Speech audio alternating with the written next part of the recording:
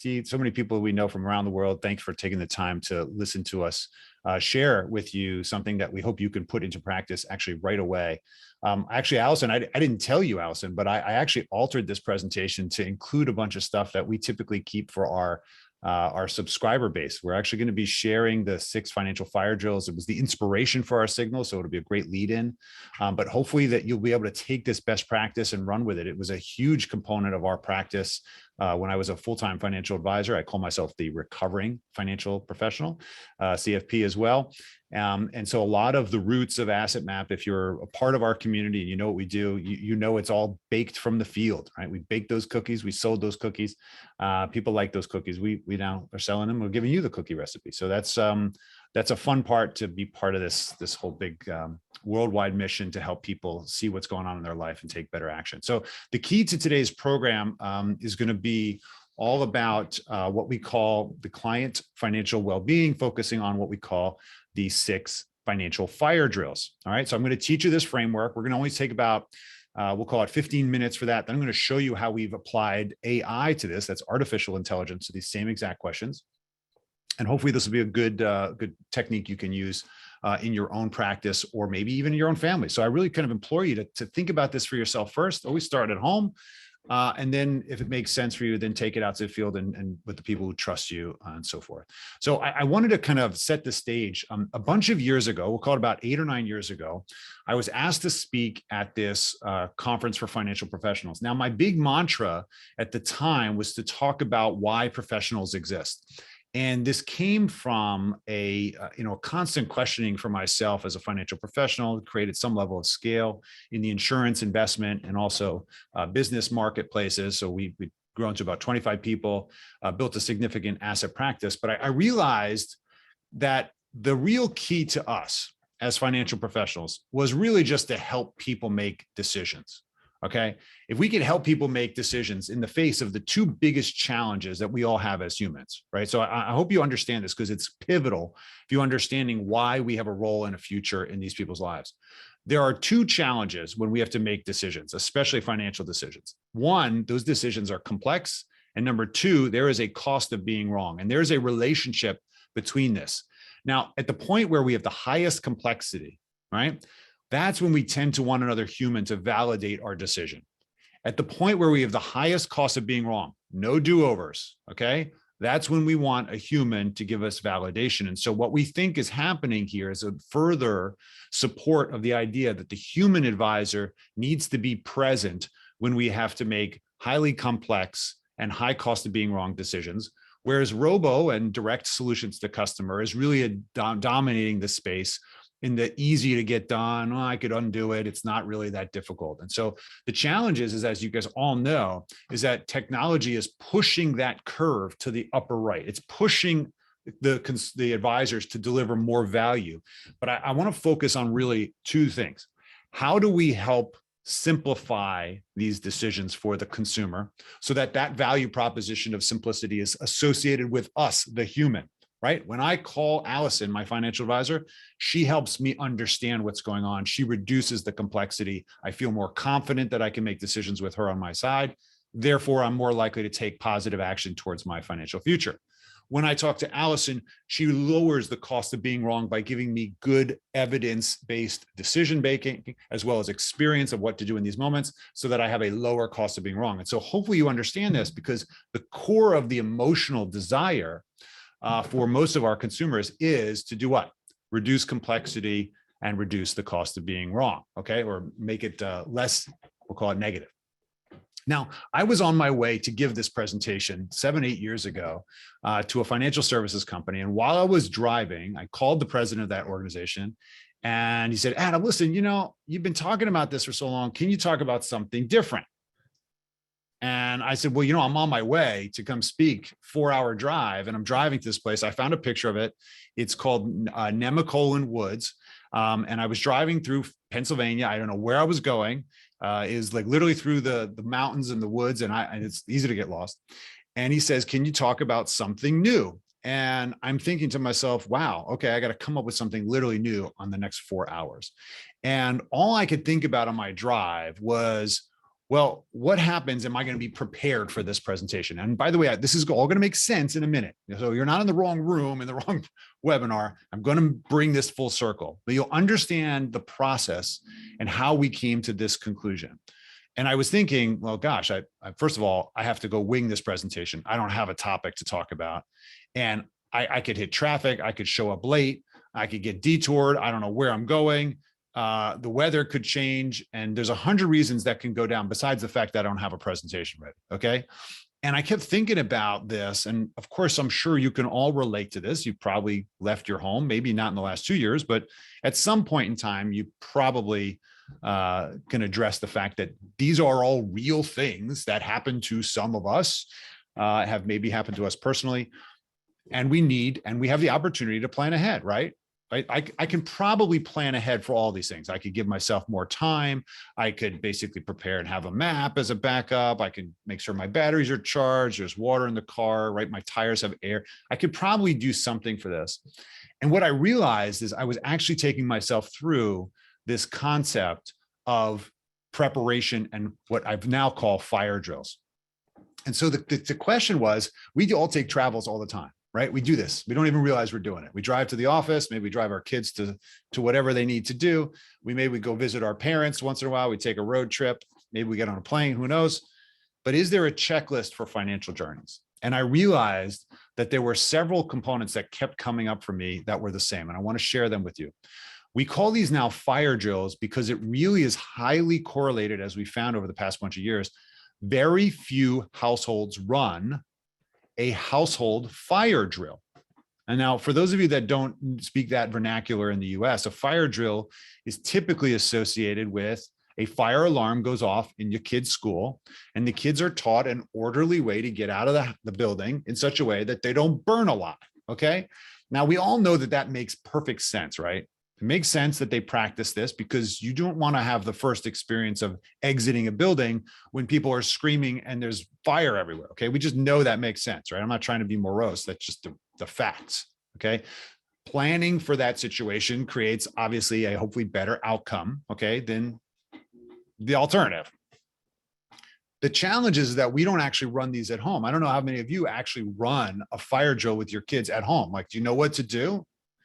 And it made it so obvious to me that we are not running financial fire drills for our clients around the things that affect every single one of us. And we're basically missing an opportunity to serve. And of course, to help them fix this. Okay. So I recognize that I want to kind of cut to the chase here now. Let's talk about what the financial fire drills are. It turns out, and this is the presentation that pretty much I gave, it's obviously evolved over time, but we actually now have in our practice had made sure every single household, we intentionally asked, what's the plan to deal with the following 6 situations that will completely disrupt all of our good plans, right? Isn't there that joke that says, God laughs when we tell them our plans, right? So the point is that we all have a hope or an expectation of what the future is going to look like. For those of us in the planning community, we actually try to project this to lower the cost of being wrong and make good decisions, right? But the only thing keeping people on the other side of that road is usually a yellow line that's drawn on the pavement, okay? So when we're driving, we really don't have that much certainty that the outcome is going to be predictable. We're just making it up. And so the point is that can we actually say that we have a plan for these events? It doesn't have to be perfect, but tell me there's a plan. And so here's the question I want to ask you. Here's the 6 L's. They're also called L's because they start with the letter L. You can read that on your screen. I will say it for those of you that are on audio only. What's the household plan to deal with the following 6 events that are going to disrupt all of our good planning? Number 1, if we have a liquidity event where we need to write a large check or send somebody some Bitcoin for whatever reason, I'm not saying it's good or bad. You can come up with the reasons why. Do we have enough emergency reserve to cover that expense without having to go into egregious debt? We all know the benefit of having an emergency reserves. If you're a CFP, you know that is typically 3 to 6 times your monthly core expenses. We can debate whether that's the right number or not. Typically, individuals claim that if you have high predictability of income, you could be on the low end of that. If you have very variable income, like you're in a sales role, you might want to have more. But gosh, keeping 3 months of expenses in cash is not easy for a lot of people. So does that standard become nearly impossible to expect that people will do that?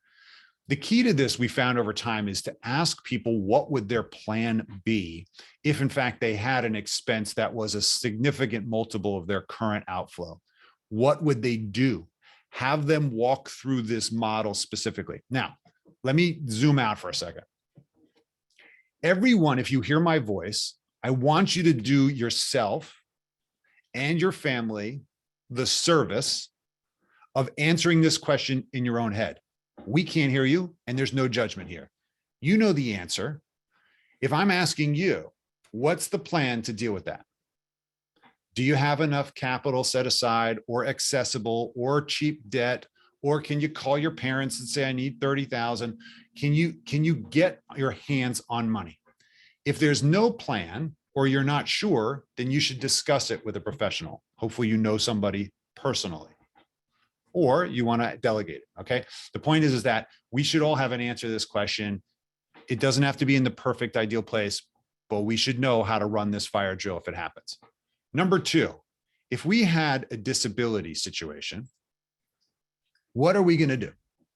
For those of you using Asset Map, we typically ask the client, say, okay, show me on the map what you're going to do. Just draw it out for me. So money is going to come from here. I'm going to replace it from here. This is how I'm going to replace my income. This is how I'm going to pay my mortgage. This is how I'm going to pay for my kids' food, et cetera, et cetera. Just walk me through it so that I know that you have some consciousness around this. Do you know what I typically hear and have heard for thousands of advisors and consumers? No one has asked this question. No one has asked this question of themselves on a regular basis. They don't even know if there are batteries in that smoke detector because nobody's asking this question. If you are disabled, what's the plan? Now, in the United States, most of the default answers around this have been what? Oh, my employer provides me with some disability insurance. It's all good. If you have been in this business for any length of time, you know that it's not all good, because there are different nuances as to the taxability, the cap on benefits, the definitions of disability, the constraints on offset for other social government programs. It's not all set, okay? That's like saying, yeah, if I have a fire, I have a fire extinguisher. Oh yeah? When was the last time someone checked if it's actually still not expired? Well, about 13 years ago. Okay, great. That fire extinguisher is not reliable. Okay, we got to get rid of that. And we got to put one on the top and the bottom of the floor, not just hidden in some attic room. You're never going to find it when you need it. The key to this is when we actually hold people accountable, including ourselves, to this standard, we actually uncover an opportunity to say, maybe we should put an extinguisher on the first floor and the second floor near the kitchen, and we should check the dates and check the smoke alarms. In other words, we should understand what you're going to do if, God forbid, this happens. Okay. So what's the plan to deal with a disability? I'm going to lose income for a significant period of time. Can we afford to live on a fraction of our income? If, God willing, there's some kind of income still coming in, what's the plan? Just tell me the plan, because I'm sure you got a plan. You're going to learn that most of us don't have a plan and we're just getting away with it. Okay. We're getting away with it, and it's going to be fine for many people because statistically we know what the numbers are. But best I can tell, it's always the other person. To everybody else, you are the other person that this happened to. So let's be honest about this and let's not make a mess over here. Okay. Number three, what happens if we lose a life? Right? This is typically a premature death. I'm not saying to you, you need to go buy life insurance. I don't know if that's the solution. What's the plan if, God forbid, we lose a life? How are we going to pay the bills? Do we have to pay off the mortgage? What's the expectation of obligations I've made to pay off certain debts? Are my family going to be encumbered with that debt? Does it get wiped out of? Someone tell me what's the plan. You know, we unfortunately, and this gets so real every time, one of our team members lost their family member this week. They're out for the whole week. And even though we all know this stuff, we know intrinsically what to do. Again, we're reminded that because the fire drill wasn't run, they're not prepared. And what does that mean? They're not prepared. They don't have the documents in order. Nobody can find out what the last will said. They know they have it, but they don't know where the passwords are. And it is becoming an absolute disruptive mess. And it's not how we all want to be remembered, as basically leaving a cluttered mess for others to clean it up. Run me through the plan of where everything is. Do you even know where, you don't even know what you're supposed to have? Does anybody, do your survivors and the loved ones, do they know what to do? Tell me the plan. Walk me through it as if this happened yesterday. Knock on wood, it did. That's great. It gives us time to figure it out. And so we have a plan. By the way, you notice how I'm phrasing this? I'm doing this very specifically because I'm doing it as if I'm talking to my customer of financial advice, or my cousin or my brother, because I can't get them to do anything. What's the plan if we lose somebody in the family? Show me that you've got a plan. If you don't have a plan, I'm going to come back with a plan for you, and I'm going to help you get this one fixed, because I can't let you drive around without seatbelts. I got to fix it. I got to help you out and serve you. Number 4, what happens if we have a long-term care event, also called critical illness in many jurisdictions? This one becomes a big one because the cost of it is not always borne by the insurances, if we're so blessed to have them. Insurances in the United States, as we all know, even those that provide the retired population, do not cover nursing home facility. Many individuals and families find this hugely disruptive. My own family actually took care of our grandparents, and that set my mother back hugely financially for 10 years as she took care of them. It was unrecoverable when you think about the disruption event. The key here is to ask people, what's the plan to deal with a long-term care event and the cost of it? Are they more inclined to say, well, the family's going to come live with me, or we're going to go live with our kids, or we don't want that from a dignity perspective. We really want to never have to ask our kids for that, right? Get into the depth of what is the plan and what matters to them in this event. Unless they're imagining the scenario, you can't really understand what their core needs are. Most of the time, as you could probably figure out, because nobody's asked the question, they probably haven't even addressed the real emotional impacts of doing such a thing, because Netflix is more entertaining than asking these questions. I get it. That's fine. But eventually we do have to ask these questions, right? So we do need to get to a place where we're actually running through, and then, okay, we did it. Now let's go back to whatever else we were doing. All right. So what's the plan to deal with it, including funding it? You'd be surprised to hear how many crazy answers I've gotten over the years. Some people say, well, I'm going to use the Smith & Wesson plan. Really? I've never had anybody actually pull that plan off. Okay. Or I'm going to get pushed off the bridge, some silly thing. No, you're not going to actually have the capacity to make these decisions. Someone else is going to make decisions for you. Who's that, by the way? Who do you trust to make those decisions? How are they going to pay for it? Can they liquidate the shore house? Or do you want me to destroy the 401k or the retirement plan that we've said so many years that you imagine going to charity or the kids' education? Tell me the plan, because unless it's on the map and I can't see, I don't know what the plan is here. The default plan is a horrible plan. Tell me the plan. You don't have a plan? I'm coming back with a plan. Number 5, this is one that always throws people. Okay. What's the plan if you live too long? What's the plan if you live too long? Well, what does that mean? It means I've got to break the piggy bank open because we lived longer than our models expected us to, right? Okay, thanks, mortality, 30 years ago. Okay, you got healthcare that's clearly doing a good job for people who have means, not for everybody else, but for every people have means. And if that's who you're talking to, they're probably going to live longer than they think. How do we make sure we don't outlive our money? And this goes into the core aspects of having defined income sources through real estate, through pensions, through annuities, through rich uncles, inheritances. Tell me, where is the money going to come from if you live to age 100 or 105 or 95? If there's no plan here, we arrive unaware. We arrive without thinking about, if we live too long, that we're going to outlive our money. Some people care about this. Some people don't. The challenge is most people don't even know to ask the question. And so this is a classic opportunity to educate people and say, this is what I think you might want to think about when we arrive at this kind of retirement stream. Thank goodness you've made it here. What do we do? Number 6. Number 6 is our catch-all L, letter L, for legacy, but it really includes liability and legal. Okay, depending upon your line of business or where you feel more comfortable talking about. For those of you that are in the property and casualty space and recognize that liabilities are a real thing, people do get sued and they lose assets. You want to protect people against these inevitabilities. What's the plan if you get sued? Do I have to worry about protecting your assets and putting them in a restructuring or having insurance to cover it? Or on the legal side, do I have my legal documents in order so that the structure of my current estate is organized in such a way, not just at death, but during lifetime, I can protect my assets from creditors, predators, inabilities, and disabilities. And that's really through the use of trusts in many ways, or moving assets jurisdiction and so forth. So do I need to think about a plan if, God forbid, you are attacked or we're focusing on your legacy? Okay, so take that in either direction as the 6th or 7th L, but I tend to lump this all together, usually because I don't want to change the 6 L's to 7 L's, but for you, you can make it whatever you want.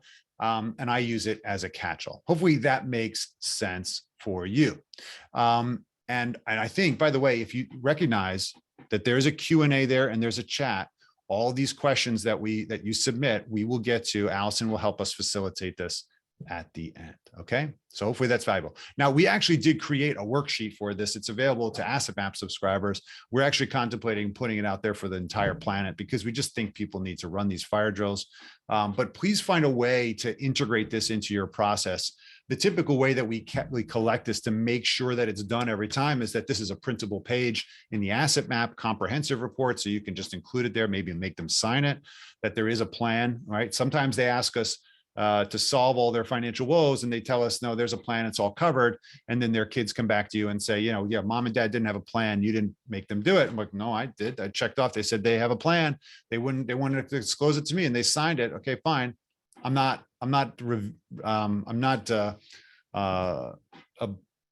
the word I'm looking for? Of course, I lose a word. I don't still have an obligation to them from perhaps a fiduciary standpoint, but the point is that I want to stress the importance of why it's important to ask these questions and run these fire drills so that we're not unprepared. And typically they tend to look like this, right? They have a plan for this. They have no plan for that. They want a plan. They got to modify the plan.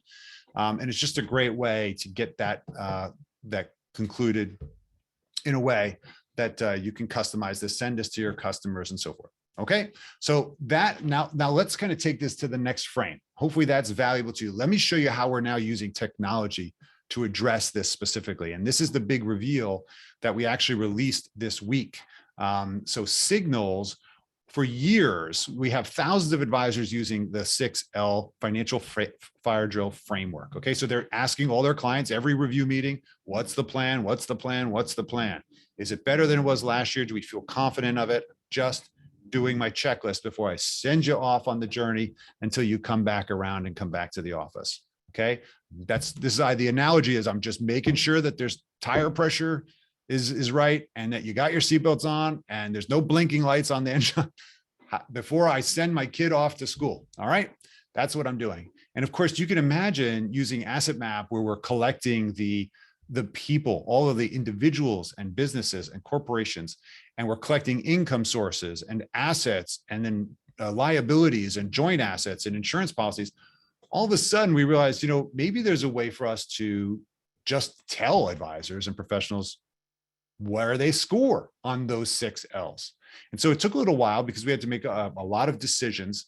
And we said, can we take this data from Asset Map and build a predictive model to inform the households whether they could handle this, whether they could weather these events, even if we forgot to ask them the six L's. Okay, so kind of the typical financial guidance journey, as you can imagine, is our clients are driving. This is their car now, right? Maybe they have a Tesla or not, but they're thinking about retirement predominantly. But of course, maybe they have to think about. We can model this right in Asset Map and tell them how close they are to their destination. We could show them when they're going to run out of gas based upon the current projections. But the truth is we're tracking multiple goals in many cases, for like education might be a few years away, or I want to buy a vacation home. People tend to think of the idealistic goals when we talk about financial planning, because I want to achieve them. They're very tangible for me. I want to get to retirement and be okay and be secure, right? These very emotional words that sometimes we have to turn into numbers. And so when we're tracking this in our financial GPS, if you will, whether you're using our planning tools or other planning tools, it doesn't really matter to me. The key is that we all know that we're going to hit these kind of slow down moments where we need to address something. And so the key to the map was, can we actually create between other tools that we love, like Riskalyze, and understand our real speed relative to where our comfort is. But can we also now do this from an engine light perspective? Can we create indicators real time that look at the relationship between incomes and assets and individuals and age and say, I think I could probably predict where we're heavily underplanned financially or where we're significantly planned based upon a color gradation system for these 6 events. Now, you'll notice in the last one, we don't really catalog the status of your wills and trusts, even though we know they exist in our system. And so we didn't think we could make a value-based judgment as to mathematically you're in the red or you're in the green or the yellow. So we decided to focus on where we think a lot of financial professionals are missing the boat, and that's on the liability side. Mathematically, there is a good indicator on how can we create an algorithm that says if you were to be attacked from a legal standpoint, like a lawsuit, how much of those assets would really be at jeopardy. I had a situation a bunch of years ago with a client's son who had done really well. He had been in the military for years and had saved all of his money that he was making as in the Army. And he used that money to buy rental properties. And he bought 6 or 7 rental properties. He was in his early 30s by that time. When he left the military, got into private sector, he had the security blanket that he had created. And I asked, why did he come to me? He says, because Adam, I lost it all. I said, oh, how did you lose it all? He said, well, I didn't have a financial advisor because I didn't think I was going to need one. I just had this person managing my assets, never told me to do this. 6 properties I had, I didn't allow dogs on my property, but one of my tenants got a Rottweiler and some kid was playing outside and that Rottweiler called him mauled the child. And when that family sued in a horrific environment, sued the tenant had no assets, but the owner, me, had the assets, and they managed through a lawsuit to take everything I had saved for the past 15 years. Why? Their financial advisor was managing their money. Why didn't he or she bring up the fact that they had no liability protection? You know why? Because they didn't get compensated by selling that product. That doesn't mean that they shouldn't have brought it up or said, hey, you should really bring this, you should talk to this. And I think we're missing the mark. And this is my call to action for a lot of you. Sometimes we need to think outside of the box of what we typically place or have expertise in to bring up these opportunities. And hopefully this is the start of that. So let's look for a second of how we're actually addressing the 6 L's in this. So what I did is I'm saying, let's look at this household. This is the Benjamin Franklin household. Probably can figure out the illusion there. We're in Philadelphia. So that's Ben Franklin and Betsy Ross. You can see that they have pretty good income in US dollars. They're both making over 120,000. He's got good assets in his name, 700. She's got about 1.5 million because she owns a business. You could see their insurances. And this is not important for you to memorize this, okay? Just so you can get a feel for the complexity that they have. What we're asking is, well, how are they faring? I'm going to click on signals, and what you're going to see there is instant algorithmic feedback for the 6 L's on how funded they are financially based upon this. You can see a couple of them are red.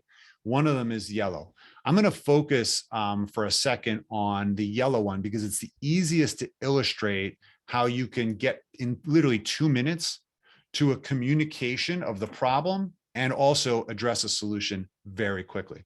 So let's say, for example, we have a yellow light on loss of life. I'm going to go to our target map engine, and in 30 seconds, I'm going to run, as I already did it, a loss of life scenario for both Ben and Betsy. And it shows that they're underfunded financially if, in fact, we had an actual event. So now I'm quantifying the specific underfunding based upon what I know they want to cover, which is replace their debts, replace income, put their kids through college. What I'm now doing is I'm overlaying a stencil, which basically allows me to effectively inform them what other people tend to do to solve this problem. And what I'm doing is I'm applying the different types of life insurance or life cover policies that we typically would see for her peers right on her map. Okay. It turns out what I'm going to do is I'm actually going to recommend that they purchase some simple term insurance. In this case, I'm going to propose it for 500,000 US, and I save that on her map. And now it sits there as a proposed solution. Okay. What I'm going to do with this then is I'm going to click on it. I'm going to clone it for him, so I don't have to think. I just basically putting the same exact thing on his side. And you're going to see now both of them have proposed term cover. And effectively that's short-term life insurance, the cheapest I can get. And what I'm going to do now is I'm going to go back to my signals, and now you're going to see the signals are green. Why? Because I assumed that that was in place, and you can see how fast that feedback is for showing that certain solutions and the notes that I'm going to take here that I proposed now lives in an evergreen format inside of Asset Map. So the key here is to not only document it, but also communicate to our prospect or existing client. And now I'm going to go back to their financial planning, their GPS, and I'm going to include that we just actually purchased this term insurance, and I can show them mathematically now they're overfunded. God forbid this event happened yesterday. And so that you can see from full cycle, from identification of the problem to illustrating the problem and then showing where it fits, a solution can literally live right in Asset Map. Full presentation that literally was not sped up. So I didn't speed up the image, the video here. The key here, and I hope you kind of take away, because I can show now, I wanted to stop this presentation here so we can actually go live with you, is to make sure that you are asking not only your clients, but yourself, what is the plan to deal with this? Because there's nothing quite like the credibility of going through this process for yourself and revealing the truth of the current state of your household. Or if you're young and you don't have a family living with you, maybe you ask this question of your parents. Or if you're established and you figure you got it all figured out, ask your adult children. What's the plan to deal with these events? Because you're going to be called in to help them, by the way. If you don't have a plan here, then you're winging it. And you do not want to wing it.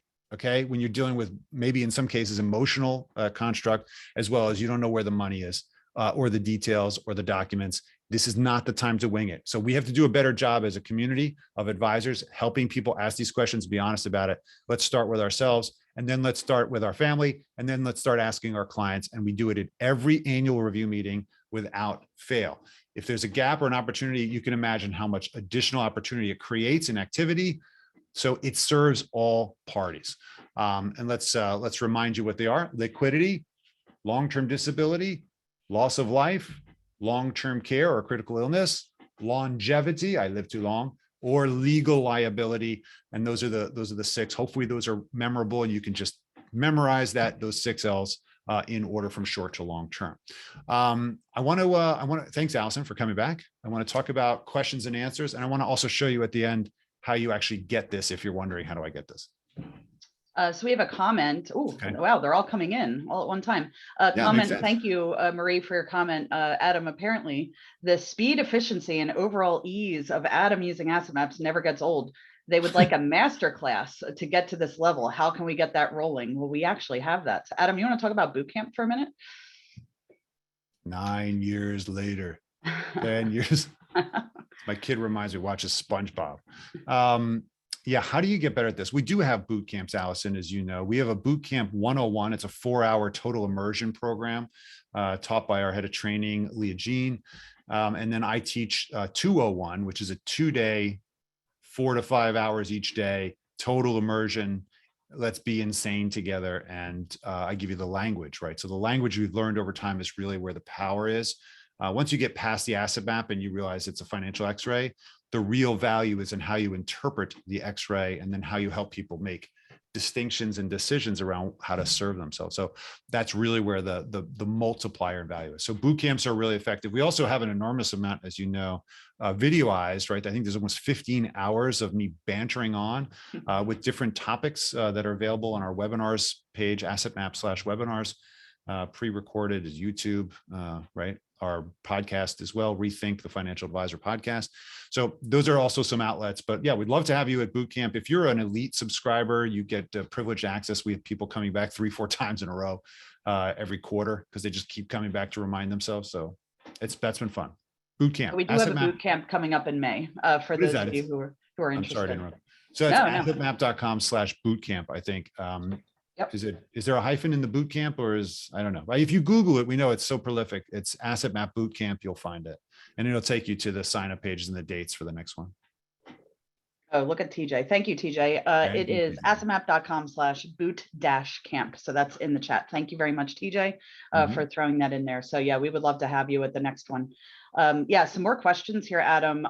When will people be able to have this? When will that signal show up in our AssetMap portals from Josh? Josh, it depends on what organization you're with. It is available. It's generally available for the RIA community in the United States. That's a registered investment advisor community. For certain enterprises that have Asset Map for the entire field force in both our international settings as well as in the US, it's pending compliance approval, if you know what I mean. But so that's it was released for the non-compliance controlled environment yesterday. So you can reach out to us at support@assetmap.com and just ask if it's enabled. You'll see it because it's in the lower left-hand side of your, I'll tell you where it is here. There it is. Signals is now here. Okay, so hopefully you see that. There's signals. Okay.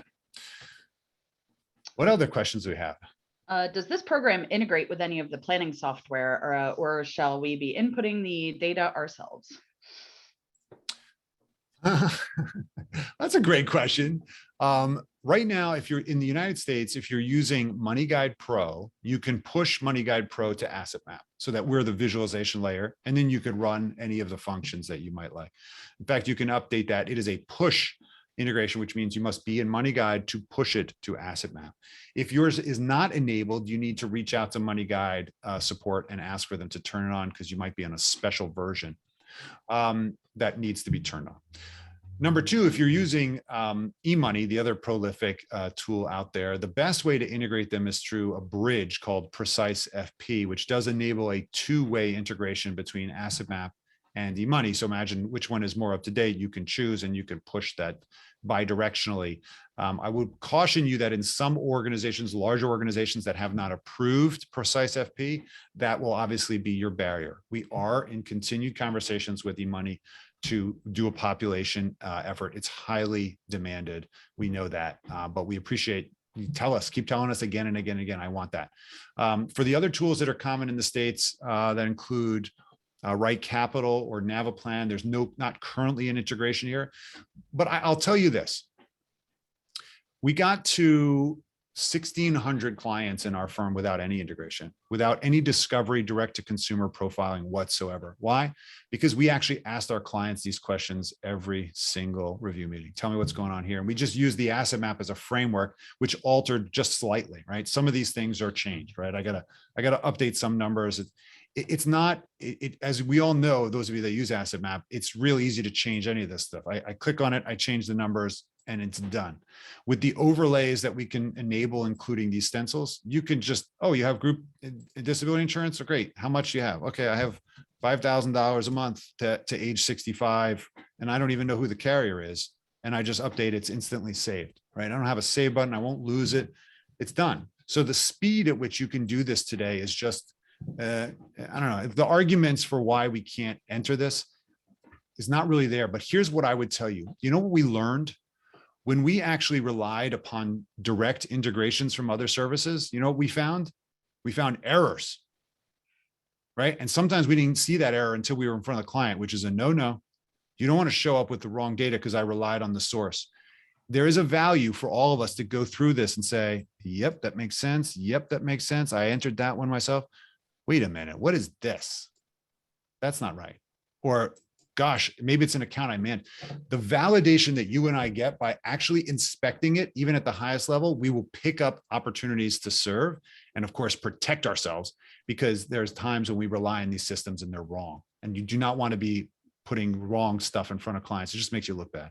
So I'm saying that to you because yes, it addresses the integration question, but it doesn't obviate the problem. You got to still go and check if the fire extinguisher is expired, as opposed to relying on my app and say, hey, Alexa, is it expired? Yes, Adam, it's just fine. It's fine. No one needs to inspect it, really?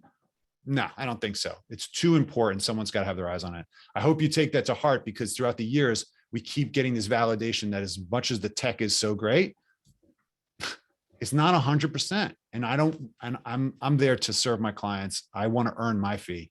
And that means I'm looking out for the details. Hopefully that resonates with some of you. Allison. That was great. Thank you. Do we plan on ever taking, this is an interesting question, I've never wondered this, taking 6L's worksheet digital, not just a PDF to handwrite? That's an interesting question. Yeah, we talked about it just yesterday and submitted. We have a project that we're debating the name of it, but it's going to enable us, as well as our professional subscribers or elite subscribers, the ability to create their own direct-to-consumer experiences that go to PDF. So you'll be able to send a link, just like you can send discovery, and literally just ask 1,000 of your clients these questions live on their phone, and then get all that information and document it back within Asset Map.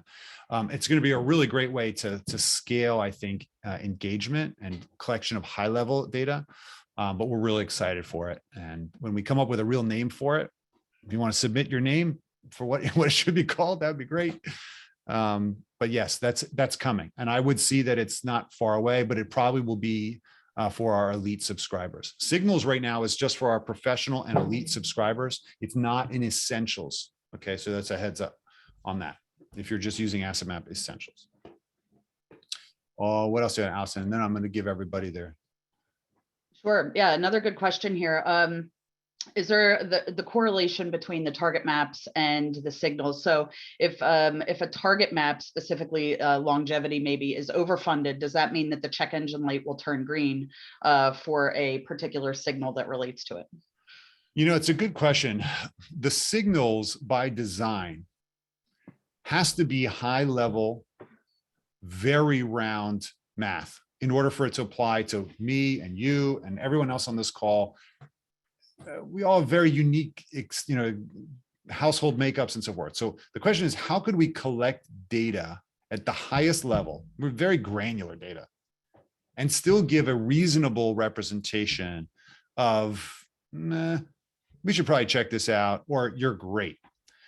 What I want each of you to understand is that in order to get to a high level screen that's immediate and still works for most of the population, the signals are really just supposed to be an indication. Like, for example, this household happens to be pretty well funded, right? So nothing is probably keeping these people awake, all right?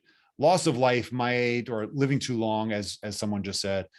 This is something that we're saying, we should probably prioritize this. It doesn't mean ignore this or ignore this. Someone should be checking, by the way. Okay, what we're saying is that on its screening on its own, Alexa is telling me, yeah, it looks pretty good. Okay, you decide whether you want to trust it.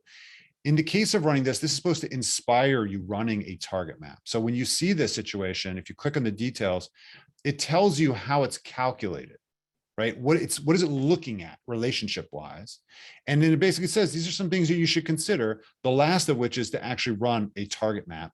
And if you see this, it just literally brought me to the target map, and it says, okay, let's just do a real check.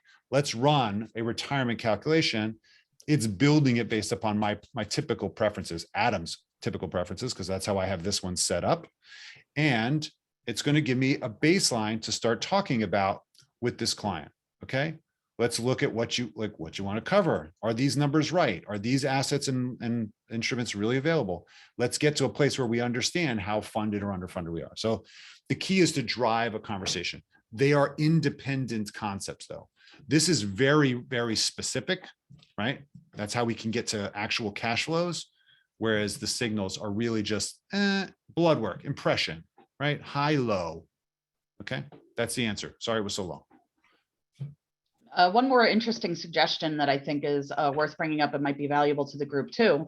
Have we done any research to determine the factors of financial well-being that might be related to the Signals project? There's some great research around factors of financial well-being coming out of Texas Tech, Georgia, and Kansas State. So that's really interesting for those who would like to do some more research even on their own.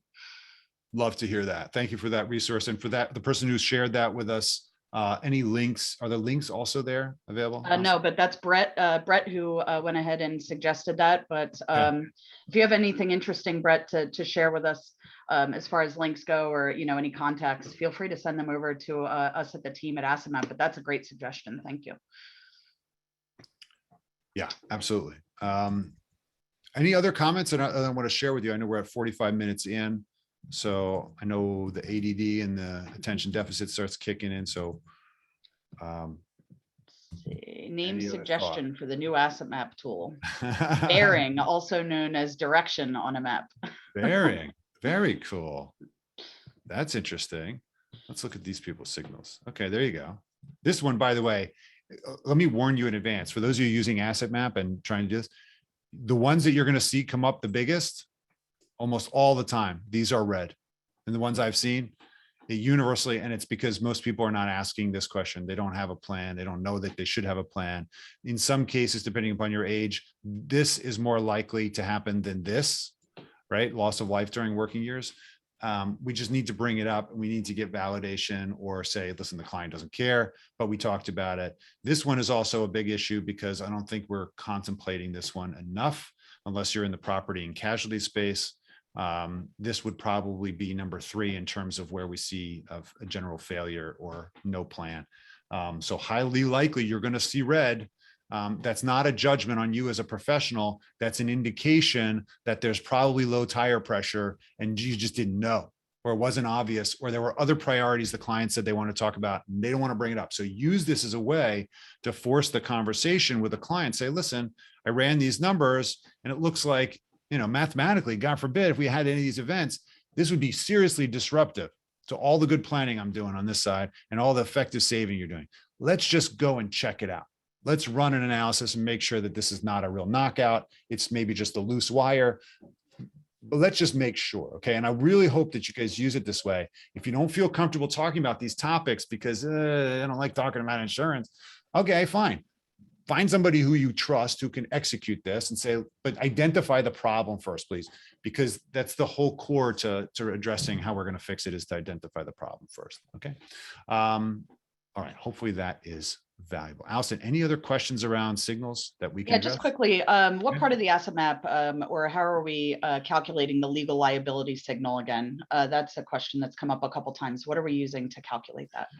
So the legal liability looks at the relationship between the amount of current liability insurance protection that you have or don't have, okay, relative to the amount of assets that are highly attachable in a legal lawsuit, which are individually owned assets, non-retirement assets. Typically in most jurisdictions, retirement assets are heavily protected against legal liability, okay?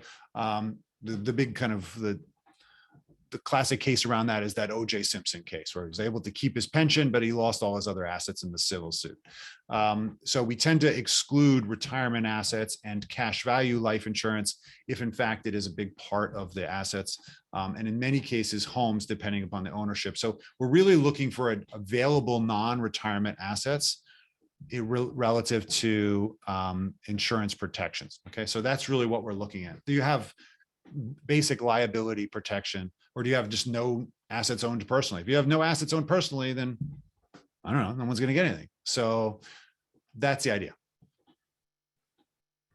And we can actually do a target map illustrating this, by the way. You can illustrate a legal attack or an estate tax. You can do all these things. You just need to understand conceptually what you're doing. Thank you. What else? I answered a couple questions through the Q&A. I posted a couple links for folks. Okay.